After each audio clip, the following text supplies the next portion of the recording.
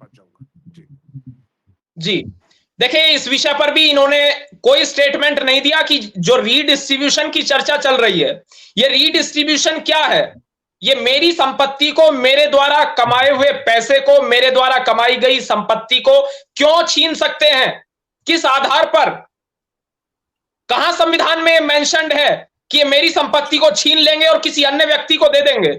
ये रीडिस्ट्रीब्यूशन की क्या बात है? इस विषय को इन्हें स्पष्ट करना चाहिए। सैम पिट्रोडा के स्टेटमेंट को स्पष्ट इन्हें करना चाहिए। उसके साथ साथ इन्होंने बहुत सारी चर्चाएं की, ये लोकतंत्र तक पहुंच जाते हैं, संविधान की बात करते हैं, लेकिन इमरजेंसी की कभी बात नहीं करते। कश्मीरी पंडितों के इशू पर ये कभी नहीं बोलते।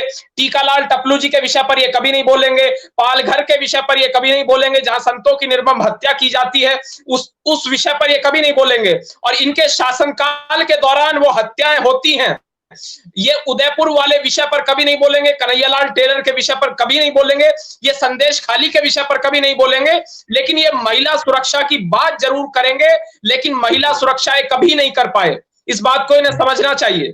हम महिला सुरक्षा की बात करते हैं, नारी सशक्तिकरण की बात करते हैं, विमेन रिजर्वेशन की बात करते हैं, गरीबों की बात करते हैं, हम इक्वालिटी में विश्वास रखते हैं। ये इक्वालिटी में ये विश्वास नहीं रखते, संविधान इक्वालिटी में विश्वास रखता है, संविधान इक्वालिटी की बात करता है। तो दूसरी ओर इनके प्रधानमंत्री मनमोहन सिंह उस समय अल्पसंख्यकों की बात किया करते थे। अल्पसंख्यक सर्वप्रथम बताते हैं, ये हम राष्ट्र सर्वप्रथम कहते हैं, हम राष्ट्र सर्वोपरि कहते हैं, तो दूसरी ओर ये अल्पसंख्यकों को सबसे पहले रखते हैं। क्यों? किस आधार पर ये इक्वालिटी की बात क्यों नहीं करते? ये बहुत दुखद बात है।